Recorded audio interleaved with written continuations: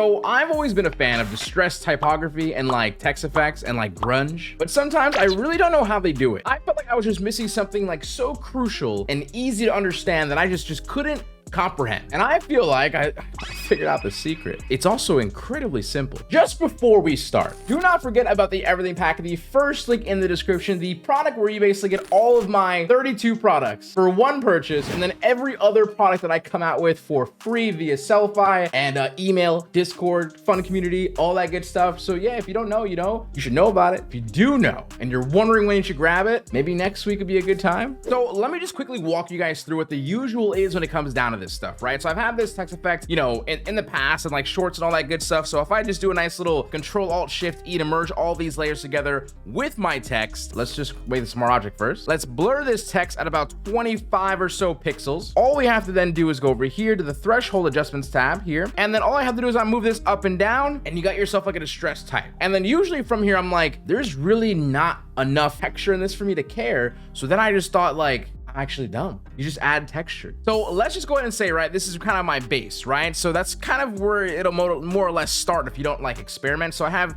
two textures. One is from my actual noise texture pack that is not out yet. Another texture is from the bitmap texture pack that is out. So let me just quickly start off with this guy really quick. This one right here, I'm gonna drag this in. What I'm gonna actually go ahead and do is I'm gonna take the marquee selection. So I'm gonna press Control on my keyboard, pick the marquee selection of my original text effect, this little text down here, with my layer on for this actual texture right here. I'm gonna click on this little layer mask and it'll give me a nice little cutout basically of this texture. Now, if I were to move this around, as you can see, it's gonna move the whole texture, of course. So to do that, this is what this unlink and link button does. I don't know how many of you guys have ever probably touched that in your life in Photoshop, but if you unlink it, you can move it around freely. Oops, after I click on the texture, and it'll no longer move with the overall text. So then I'm like, cool, the blend mode is just not working out here. Now I did figure out which one it does work, which is sort of like called difference in this case. Kind of gives me the texture that I'm kind of looking for, right? And then I can also say to myself, I can click on the layer mask, use a brush, soft brush, right? And I can just click a few times around and kind of just start painting around where I kind of want it to also be. At this point, you're not like, you're not surprised. But all that's really controlling this idea is this threshold that's here, right? And I'll show you guys how to actually make it so you can actually, you know, play with it in other documents. Because obviously if we try to move this whole texture, it's not gonna work, but I'll show you guys in a second. So all I have to do is bring in this other texture here, and I'll just go ahead and do the same exact thing. I'm gonna take the same exact marquee selection from here, add a layer mask to it, unlink it, move it around freely once I click on the actual texture, find where I want to put it on. And for this one, I'm gonna actually click on the layer mask again, use my brush, and get rid of more or less a lot of places. I mean, as you can see, you can cook up some dope stuff with like the right texture effect. Obviously I have some pretty decent textures, but I'm sure some of you guys out there have been, y'all got the stash, the library, surely. Maybe it's the everything pack library. I just think it's super cool that you can just kind of like mess around with this. Now, of course, I put this below this. In this case, I can change the blend mode on this if I wanted to as well. So it's like fun because you can keep exploring and exploring it further and further, and you can get something pretty genuinely like just dope, you know? Like you cannot look at me in my eye and say that this doesn't look pretty cool. Now I can even go into the actual like layer that's controlling most of this. This layer right here does not matter whatsoever really anymore. It's this layer right here that's controlling most of the effect. But if I added a layer mask to this one as well, and I erase around as well, like we can get a little customization, right? And kind of mess with this even more.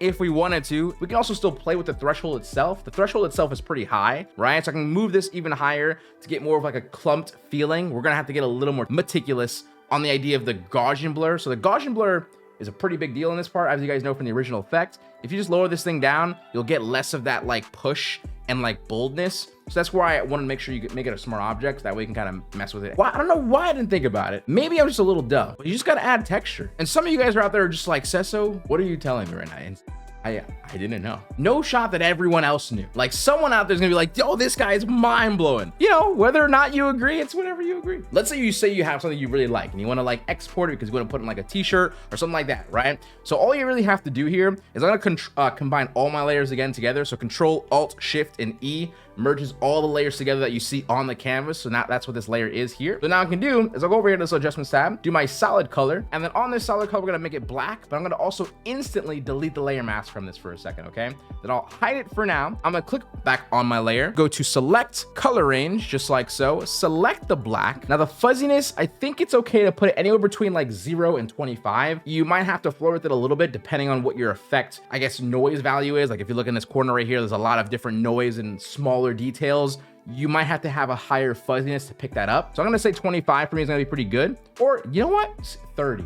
I'm feeling different. So I'm gonna press OK. Then it's gonna grab the selection and I can click back on my color fill. I'll just open it up just like so you can see it as well. And I'll just click on the actual color fill layer, go back to layer mask, and it'll instantly grab that selection that we just created. If I just highlight all this stuff here, you shouldn't really notice the difference because this layer is now the full layer that controls it, that we can now move this up and down and make this big and start adding texture where you want to add texture to and just make something really freaking dope and sick. You're gonna sit here and tell me this is not cool. Like, are you not gonna go out and now cook something up pretty dope? Look, it is what it is. If you knew, you knew, but if you didn't know, welcome to me. And overall, I just feel like the identity of, like, you know, the style in itself is just really fun and cool. I don't really explore grunge in my universe as much as I would absolutely love to, but just, you know, it's one of those things that I just wish I could. That's pretty much all I wanted to show you. Hopefully you enjoyed it. Hopefully you learned something. If you didn't, then maybe you need to start a YouTube channel. But I hope you guys enjoy watching. As always, no matter what, just I appreciate it. So with that said, Seso HQ out. Don't forget to keep smiling, stay positive, and stay freaking pretty, guys. Let much love, peace, and yeah, just explore, have some fun, textures, duh.